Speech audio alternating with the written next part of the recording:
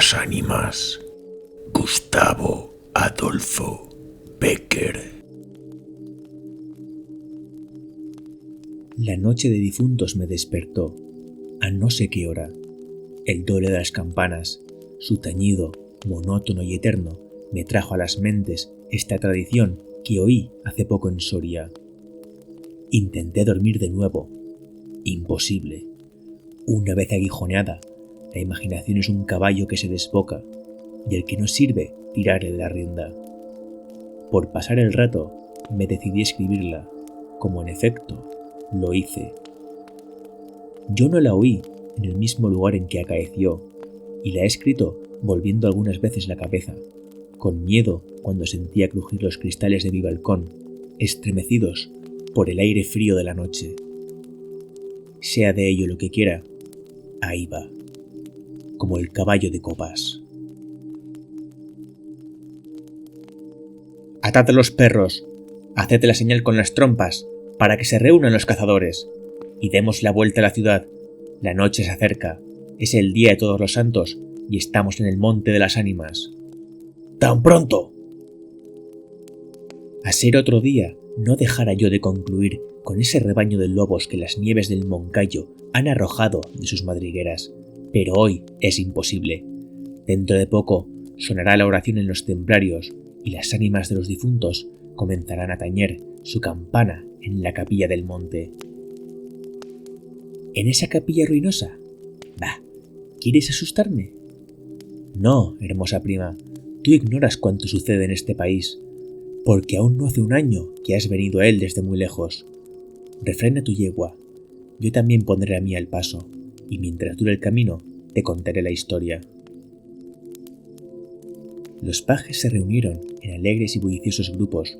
Los condes de Borges y de Alcudiel montaron en sus magníficos caballos, y todos juntos siguieron a sus hijos Beatriz y Alonso, que precedían la comitiva a bastante distancia.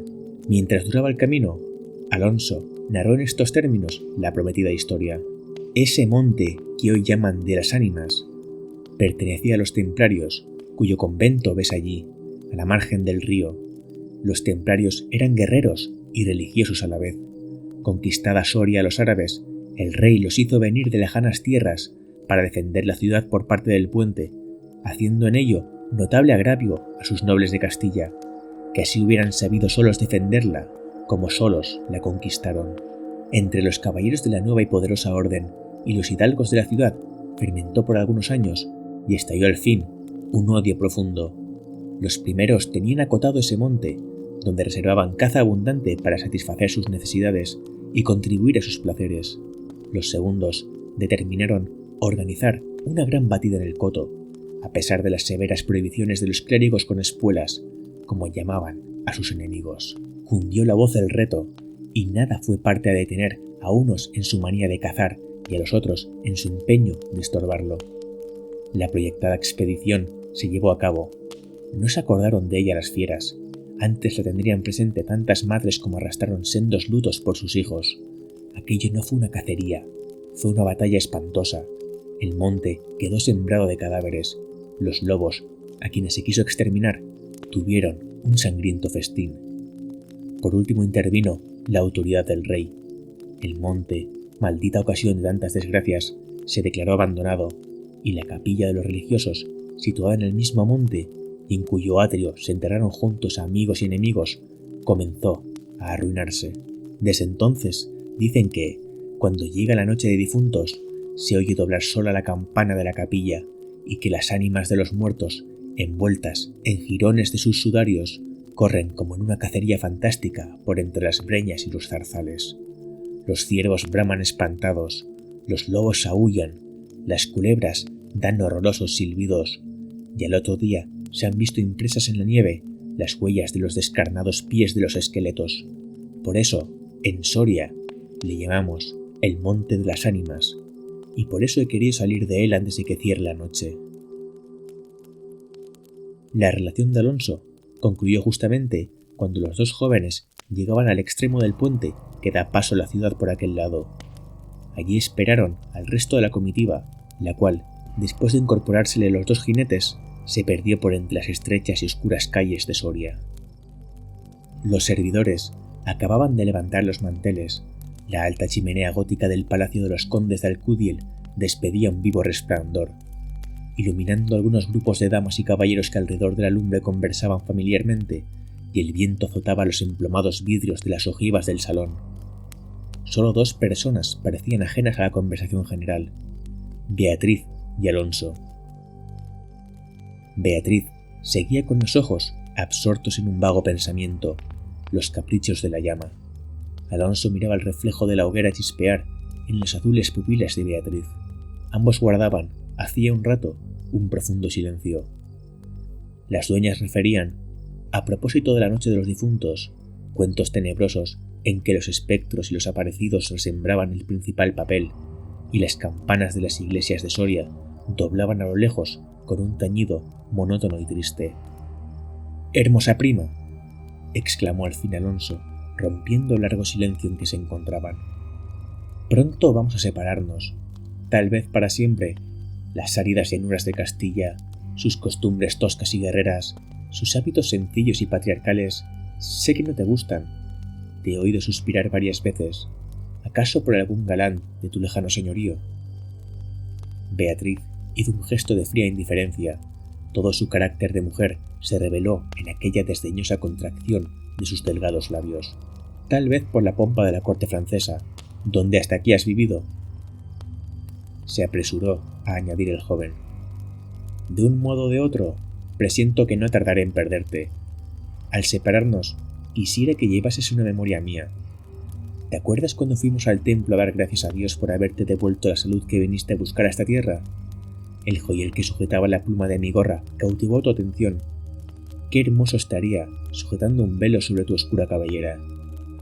Ya aprendido el de una desposada, mi padre se lo regaló a la que me dio el ser, y ella lo tuvo en el altar. ¿Lo quieres?». «No sé en el tuyo», contestó la hermosa, «pero en mi país una prenda recibida compromete la voluntad. Solo en un día de ceremonia debe aceptarse un presente de manos de un deudo, que aún puede ir a Roma sin volver con las manos vacías». El acento helado con que Beatriz pronunció estas palabras turbó un momento al joven, que después de serenarse, dijo con tristeza: «Lo sé, prima, pero hoy se celebran todos los santos, y el tuyo entre todos. Hoy es día de ceremonias y presentes. ¿Quieres aceptar el mío?». Beatriz se mordió ligeramente los labios y extendió la mano para tomar la joya, sin decir palabra alguna. Los 2 jóvenes volvieron a quedarse en silencio, y volvióse a oír la cascada voz de las viejas que hablaban de brujas y de trasgos, y el zumbido del aire que hacía crujir los vidrios de las ojivas, y el triste y monótono doblar de las campanas. Al cabo de algunos minutos, el interrumpido diálogo tornó a anudarse de este modo: «Y antes de que concluya el día de todos los santos, en que así como el tuyo se celebra el mío, y puedes, sin atar tu voluntad, dejarme un recuerdo, ¿no lo harás?», dijo él, clavando una mirada en la de su prima, que brilló como un relámpago, iluminada por un pensamiento diabólico. «¿Por qué no?», exclamó ésta, llevándose la mano al hombro derecho, como para buscar alguna cosa entre los pliegues de su ancha manga de terciopelo bordado de oro. Después, con una infantil expresión de sentimiento, añadió: «¿Te acuerdas de la banda azul que llevé hoy a la cacería, y que por no sé qué emblema de su color me dijiste que era la divisa de tu alma?». «Sí». «Pues la he perdido, se ha perdido, y pensaba dejártela como un recuerdo». «¿Se ha perdido? ¿Y dónde?», preguntó Alonso, incorporándose de su asiento y con una indescriptible expresión de temor y esperanza. «No sé. ¿En el monte acaso?». «En el monte de las ánimas», murmuró palideciendo y dejándose caer sobre el sitial. «En el monte de las ánimas». Luego prosiguió con una voz entrecortada y sorda: «Tú lo sabes, porque lo habrás oído 1000 veces. En la ciudad, en toda Castilla, me llaman el rey de los cazadores. No habiendo aún podido probar mis fuerzas en los combates como mis ascendientes, he llevado a esta diversión imagen de la guerra todos los bríos de mi juventud, todo el ardor hereditario de mi raza. La alfombra que pisan tus pies son despojos de fieras que he muerto por mi propia mano. Yo conozco sus guaridas, sus costumbres, y he combatido con ellas de día y de noche, a pie y a caballo, solo y imbatida, y nadie dirá que me ha visto huir del peligro en ninguna ocasión. Otra noche volaría por esa banda y volaría gozoso como una fiesta. Pero esta noche... ¿A qué ocultarlo? Tengo miedo. ¿Oyes? Las campanas doblan, la oración ha sonado en San Juan del Duero. Las ánimas del monte comenzarán ahora a levantar sus amarillentos cráneos de entre las malezas que cubren sus fosas.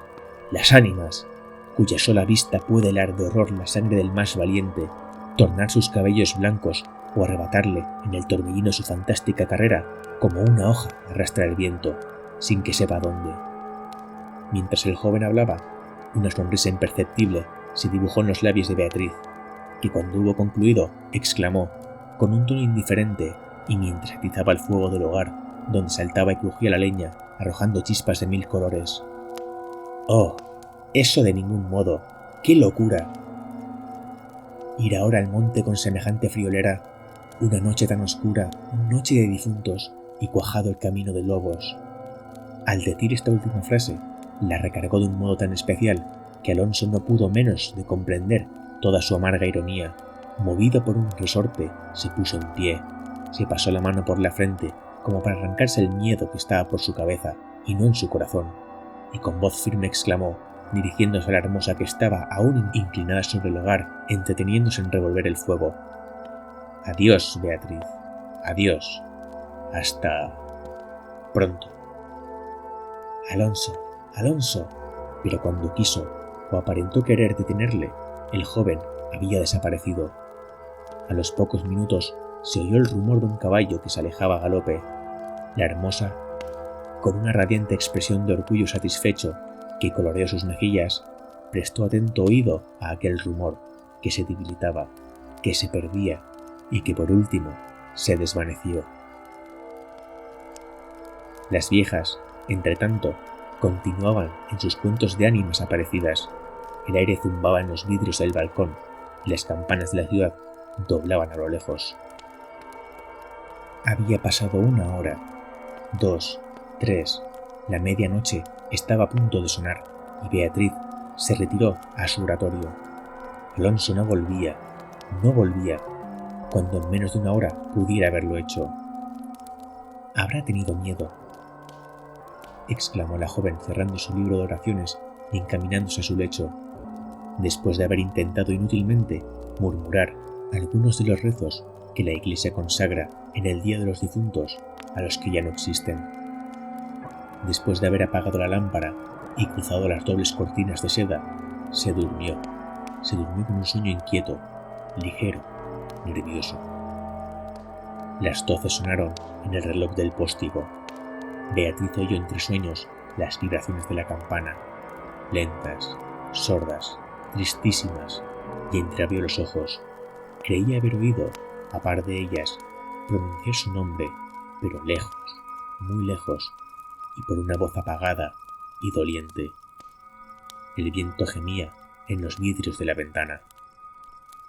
«Será el viento», dijo, y poniéndose la mano sobre el corazón, procuró tranquilizarse, pero su corazón latía cada vez con más violencia.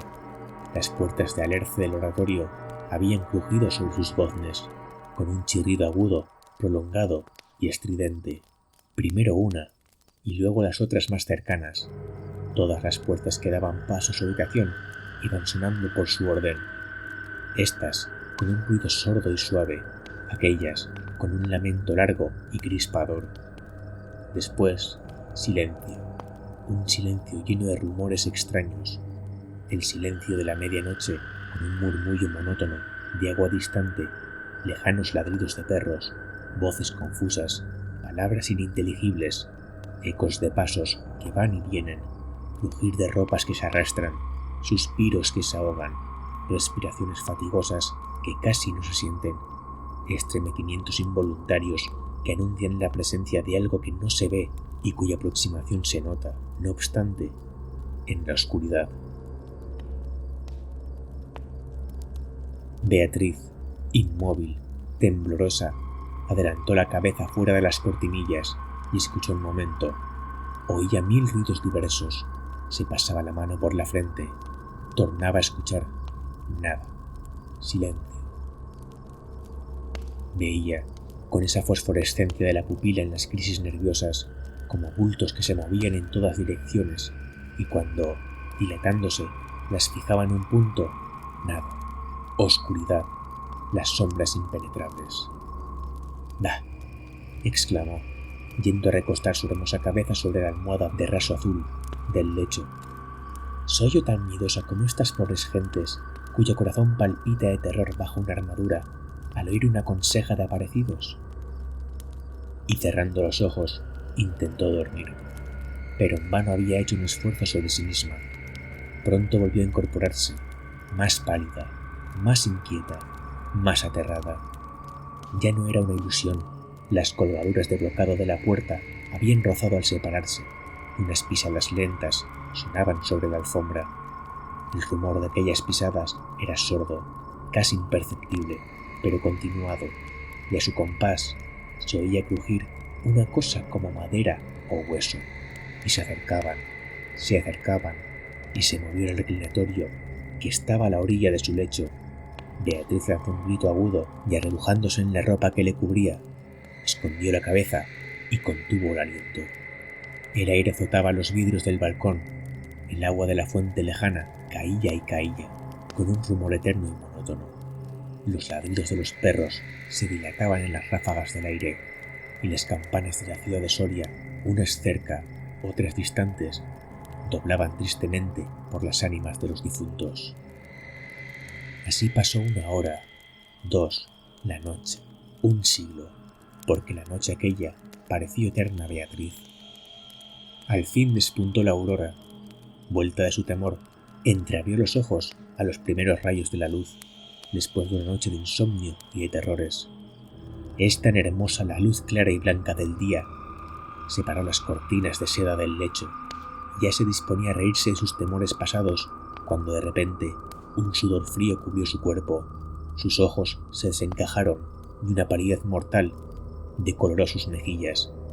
Sobre el reclinatorio había visto, sangrienta y desgarrada, la banda azul que perdiera en el monte.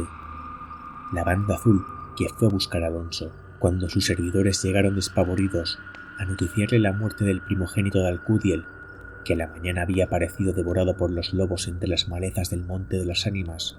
La encontraron inmóvil, crispada, asida con ambas manos a una de las columnas de ébano del lecho, desencajados los ojos, entreabierta la boca, blancos los labios, rígidos los miembros, muerta de horror. Dicen que después de acaecido este suceso, un cazador extraviado que pasó la noche de difunto sin poder salir del Monte de las Ánimas, y que el otro día, antes de morir, pudo contar lo que viera, refirió cosas horribles. Entre otras, asegura que vio los esqueletos de los antiguos templarios y de los nobles de Soria enterrados en el atrio de la capilla, levantarse al punto de la oración con un estrépito horrible, y caballeros sobre osamentas de corceles perseguir como una fiera a una mujer hermosa, pálida y desmelenada que, con los pies desnudos y sangrientos, arrojando gritos de horror, daba vueltas alrededor de la tumba de Alonso.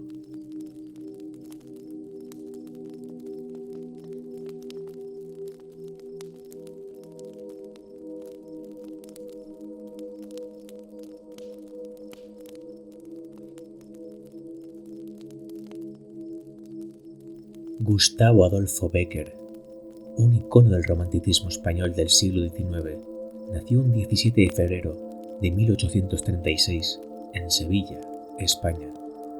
Su vida estuvo marcada por la tragedia, la pasión y la búsqueda constante de belleza en todas sus formas.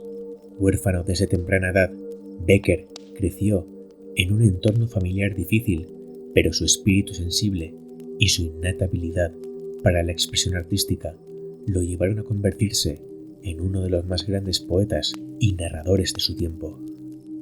Bécquer, profundamente influenciado por las corrientes románticas europeas, encontró en la literatura una vía de escape y de expresión de sus emociones más íntimas. Su obra, impregnada de melancolía, amor y misterio, refleja su propia experiencia vital y sus inquietudes más profundas. El escritor sevillano, a lo largo de su carrera, exploró temas como el amor imposible, la soledad del alma y la relación entre lo humano y lo sobrenatural. Es en este contexto que surge una de sus obras más emblemáticas, El Monte de las Ánimas, publicado en 1861 como parte de sus leyendas. Este relato gótico transporta al lector a un mundo de leyenda y superstición, donde la realidad y la fantasía se entrelazan de manera magistral. La creación de esta historia, ambientada en un paisaje oscuro y misterioso, parece ser el resultado de la fascinación de Becker por lo sobrenatural y su profundo conocimiento de la psique humana. Quizás en la creación de El Monte de las Ánimas, Becker encontró una forma de exorcizar sus propios demonios internos, así como de dar voz a los miedos y anhelos universales de la humanidad. Esta obra maestra literaria, que perdura en el tiempo como testimonio de la genialidad de su autor, continúa cautivando a generaciones de lectores con su atmósfera inquietante y su mensaje atemporal sobre la fragilidad de la existencia y la eterna lucha entre la luz y la oscuridad. Y así llegamos al final de nuestro relato, El Monte de las Ánimas, tejido con hilos de misterio y suspense, nos ha transportado a un mundo donde las sombras cobran vida y los susurros del viento llevan consigo antiguas leyendas. En este escenario de oscuridad y secretos, hemos sido testigos del enfrentamiento entre la razón y lo inexplicable, entre la luz de la verdad y las sombras de la superstición.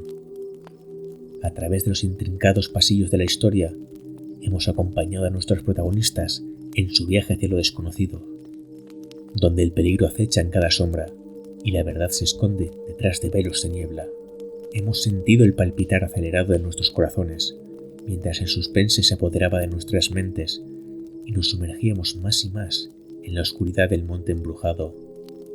Ahora, mientras nos despedimos de estos personajes y de esta atmósfera cargada de enigmas, queda flotando en el aire la pregunta: ¿qué otros misterios aguardan en las profundidades de la noche? Tal vez sea mejor dejar algunas puertas cerradas y permitir que la imaginación siga explorando los oscuros recovecos de nuestra propia mente.